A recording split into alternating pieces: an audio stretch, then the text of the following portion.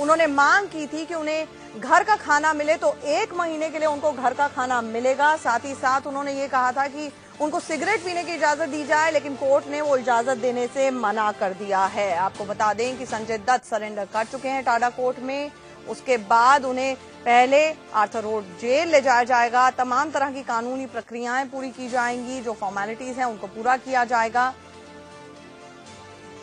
उसके बाद उन्हें हो सकता है, अभी तक यही जानकारी आ रही है प्राथमिक तौर पर, यरवड्डा जेल में वो पहले भी अपने टेन्योर काट चुके हैं, वहां पर उनको ले जाया जाएगा। हमारे साथ पुनीत लगातार जुड़े हुए हैं।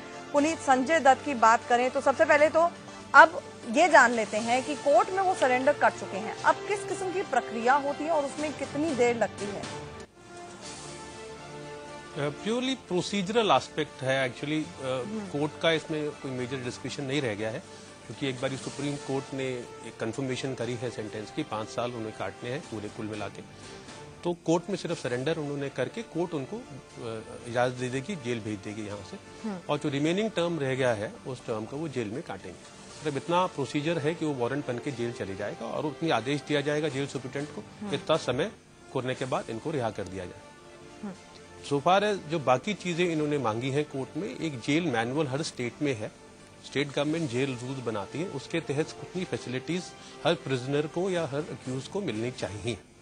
उसमें कुछ एक्सेप्शन आ जाती हैं मेडिकल ग्राउंड पे, या कोर्ट उसको ये लगे कि ये मांग उचित है तो दे देते। जैसे आपने खुद अभी बताया कि घर का खाने की इजाजत उन्हें महीने भर के लिए दी है, तो शायद हेल्थ कंसिडरेशंस करके दी होंगी, मेरे को ऑर्डर का इल्म नहीं है क्या लिखा है।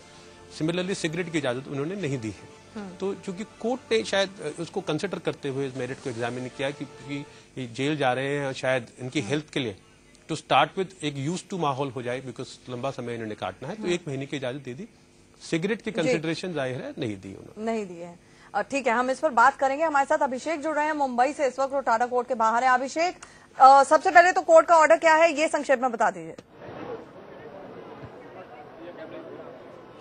बिल्कुल, देखिए कोर्ट का अगर एक लेटेस्ट अपडेट देना चाहूँ आपको, संजय दत्त के ऑफिशियली सरेंडर अब कोर्ट में हो चुका है। संजय दत्त अपने आप को सरेंडर कर चुके हैं कोर्ट में। हालांकि वह 3 बजे के आसपास कोर्ट में गए हुए थे, लेकिन जो प्रक्रिया चल रही थी, लेकिन थोड़ी देर पहले ही यह प्रक्रिया पूरी हो चुकी है। संजय दत्त को सरेंडर कर दिया गया। साथ ही उन्होंने जो 5 चीजें कोर्ट से मांगी थी, सिगरेट और साथ ही घर का खाना और तकिया और साथ ही पंखा और गद्दा, वो सभी चीजों को अलाउ कर दिया, बशर्ते सिगरेट को अलाउ नहीं किया गया है।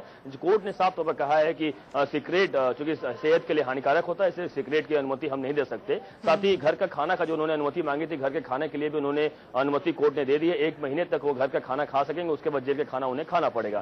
साथ ही उन्होंने यह भी मांग की है अपने पूरे परिवार के लिए, जो कोर्ट में मौजूद है, मान्यता दत्त उनकी पत्नी, साथ ही प्रिया दत्त उनकी सिस्टर, उनको कोर्ट में शिनाख्त करवाइए कि इन्हें पहचान लिया जाए। जब हमें जरूरत हो या जब यही इनका इच्छा चाहे वो कोर्ट में वो जेल में आकर हमें हमेशा मिल सकती है, उसके लिए उन्हें रोक टोक ना लगाई जाए। इस बात की भी कोर्ट ने इजाजत दे दी है, जो जानकारी हमें अब मिल पाई है। तो जाहिर सी बात है, कोर्ट में अब संजय दत्त को ऑफिशियली संजय दत्त सरेंडर कर दिया है। अब ठीक हमारे पीछे आपको बल्कि मैं दिखाना चाहूंगा, या ठीक वही एक गाड़ी लगी हुई है जिसमें संजय दत्त को थोड़ी देर बाद जब वो नीचे आएंगे 4थे मरले से, उन्हें इसी में बैठाकर आर्थर रोड ले जाया जाएगा और उसके बाद जो आगे की प्रक्रिया जो पूरी की जाएगी, उन्हें दूसरे जेलों में, जिस जेलों में शिफ्ट करना होगा वो शिफ्ट किया जाएगा। बल्कि आप देखिए थोड़ा सा यहाँ पे कुछ आप हलचल बल्कि दिखाई दे रहा है कि क्योंकि संजय दत्त लग रहा है चूंकि कोर्ट का समय जो होता है वो 5 बजे के आसपास खत्म हो जाएगा, तो ठीक उसके पहले ही उन्हें निकालना यहाँ से होगा। और ठीक जो गाड़ी यहाँ पे इंतजार कर रही है और चारों तरफ से बैरिकेडिंग लगा दिया गया है, पुलिस भारी संख्या में चारों तरफ से मौजूद है।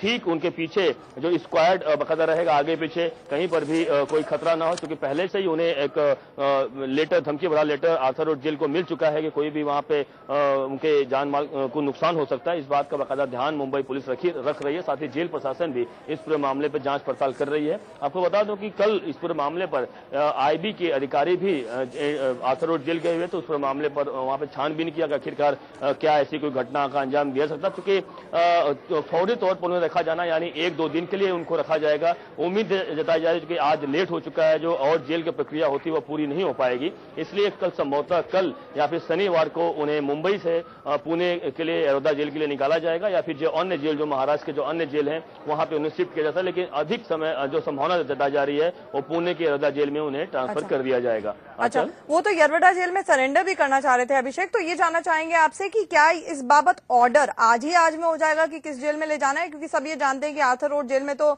थोड़ी सी प्रक्रियाएं पूरी होंगी, वो वैसे भी अंडर ट्रायल जेल है, कन्विक्शन के लिए नहीं है, जो कन्विक्टेड लोग हैं उनके लिए नहीं है।